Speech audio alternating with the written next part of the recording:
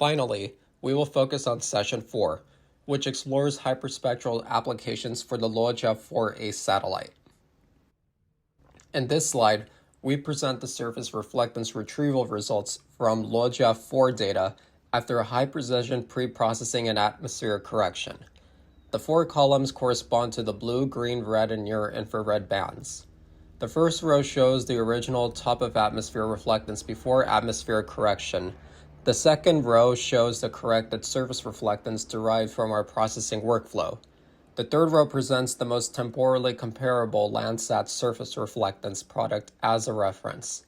As we can see, after atmospheric correction, the spatial patterns of the retrieved surface reflectance are highly consistent with the Landsat reference.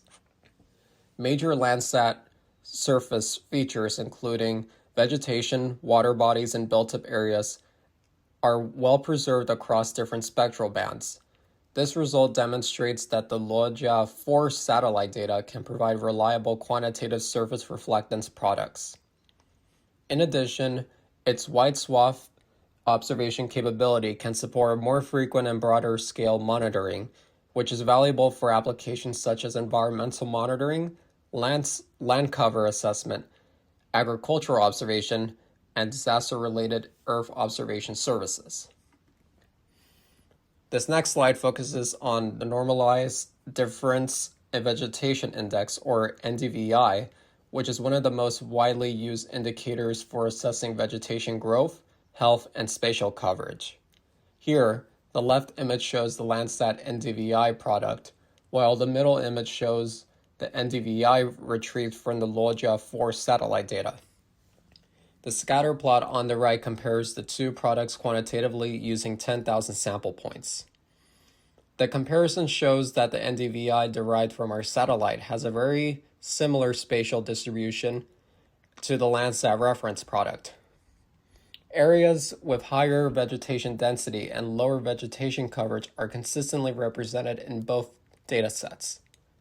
Quantitatively, the comparison gives a R-squared value of 0.629, a bias of minus 0.55, and an RMSE of 0.115. These statistics indicate a relatively strong consistency between the two NDVI products. It is worth noting that the NDVI values from our retrieval are slightly lower in some high vegetation areas. This is mainly related to the underestimation of high values caused by relatively lower near-infrared reflectance. Nevertheless, the overall spatial agreement confirms that the Luojia 4 satellite can effectively support vegetation monitoring and quantitative ecological assessment. This next slide introduces the Normalized Difference Water Index, or NDWI, a widely used spectral index that leverages green and near-infrared bands to delineate surface water bodies and characterize water-related features. On this slide, the left panel displays the benchmark Landsat NDWI product, while the middle panel shows the NDWI retrieved from the Luojia 4 satellite data. The accompanying difference map and scatter plot confirm a strong overall consistency in the spatial distribution of water-related signals between the two datasets. For quantitative validation, we conduct a pixel-wise comparison using 10,000 random sampling points, which yielded an R-squared value of 0.675, a bias of negative 0.38, and a root mean square error RMSE of 0.98. These results demonstrate strong agreement between the Luojia 4 derived NDWI product and the Landsat reference data set. This validation is of high practical value. Reliable water index products are foundational for monitoring lakes, rivers, reservoirs, wetlands, and flood-impacted areas. In the context of international Earth observation cooperation, this capability can directly support water resources management, disaster risk reduction, and environmental protection initiatives, all of which are closely aligned with the United Nations core goals for sustainable development and space-based information services. This next slide introduces the fractional vegetation cover, or FVC, a metric defined as the proportion of the land surface covered by vegetation. FVC is a key quantitative indicator widely used in ecological monitoring, land degradation assessment, agricultural management, and climate change-related research. On this slide, the left panel displays the standard Landsat FVC product, while the middle panel shows the FVC retrieved from Luojia 4 satellite data. The two products show strong overall consistency in spatial patterns, particularly in their ability to differentiate areas with high versus low vegetation cover. The scatter plot on the right panel presents a quantitative comparison based on 10,000 sampling points, yielding an R-squared value of 0.481, a bias of 0.86, and a root mean square error, RMSE, of 0.142. While the correlation is slightly lower than that observation for the NDVI and the NDWI products in our preceding analysis, these results confirm that the FVC product retrieved from the Luojia 4 data reliably captures the dominant spatial distribution of vegetation cover. Overall, this cross-comparison demonstrates that through high-precision data preprocessing and quantitative remote sensing inversion, Luojia 4 satellite data can generate surface reflectance, vegetation index, water index, and vegetation cover products that are broadly consistent with the corresponding benchmark Landsat products. These findings lay a solid technical foundation for the wider application of this satellite dataset in related remote sensing fields. Nighttime light remote sensing satellite images can indirectly reflect the extent and spatial distribution of human activity in urban areas at night, providing a unique perspective for effectively studying human activity and social development.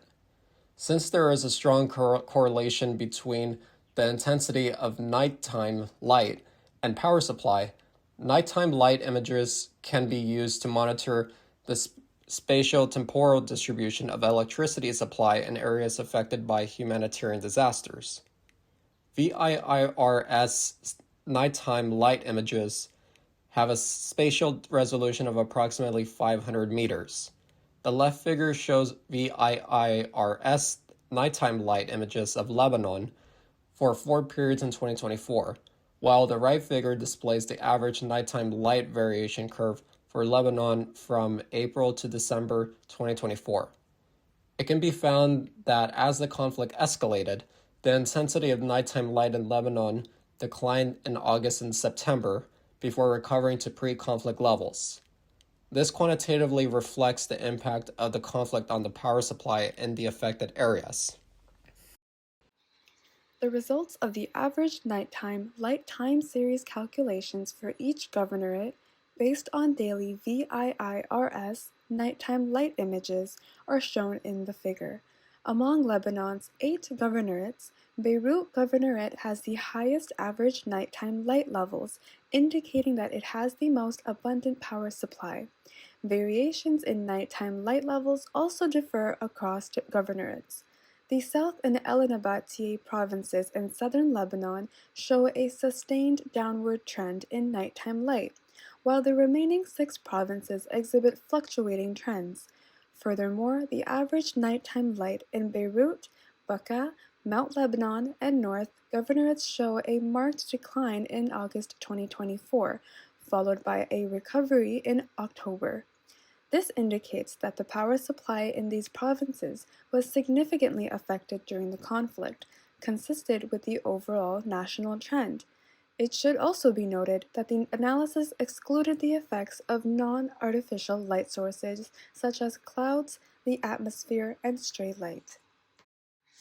In addition to time series analysis, to further investigate the impact of the conflict on power supply across Lebanon's administrative districts, The study utilized daily VIIRS nighttime light images to calculate monthly average nighttime light and conducted analyses at the neighborhood level administrative division.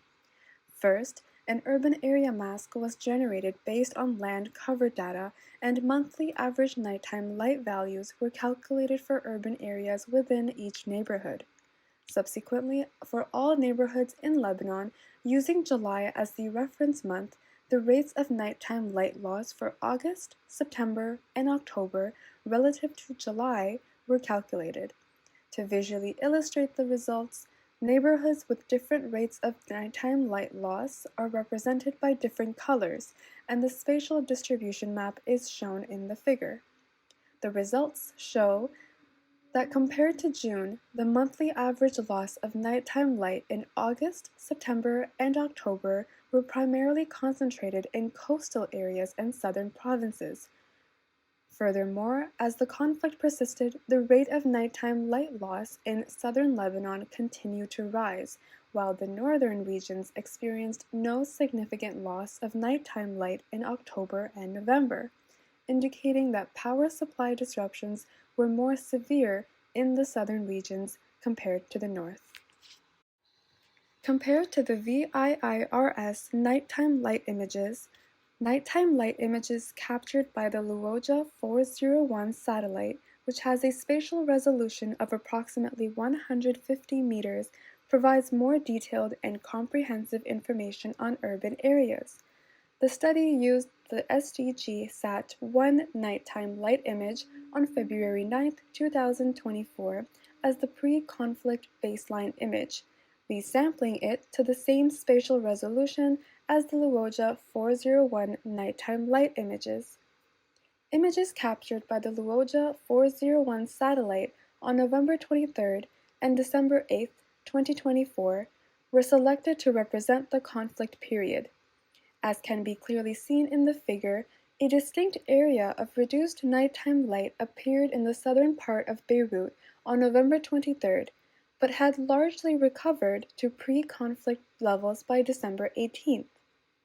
This helps users quickly and accurately identify areas within the city experiencing power shortages.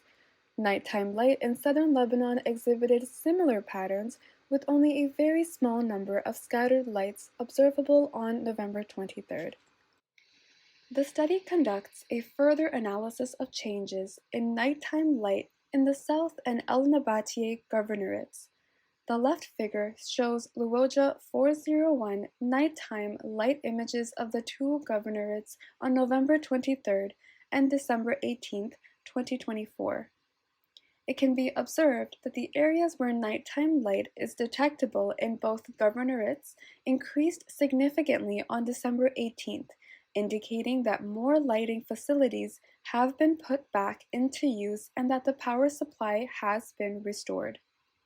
The figure on the right displays the average nighttime light time series for the two governorates, calculated based on daily VIIRS nighttime light images.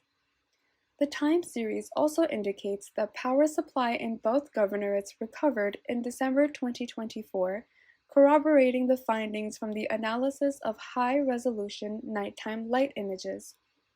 By leveraging the high spatial resolution of Luojia 401 nighttime light images and the high temporal resolution of VIIRS nighttime light images, researchers can gain a comprehensive understanding of regional power supply from both spatial and temporal perspectives. After conducting the same analysis on the Sur and Hariz neighborhoods, it was found that power supply in both areas also showed a marked recovery in December 2024. The above analysis of nighttime light in Lebanon fully demonstrates that nighttime light remote sensing technology can promptly and effectively detect spatial and temporal changes in regional power supply. Especially in areas where on-site surveys are difficult to conduct and official statistical data are lacking, nighttime light remote sensing technology serves as an objective and effective assessment tool. In this case, the Luojia 401 nighttime light images played a crucial role.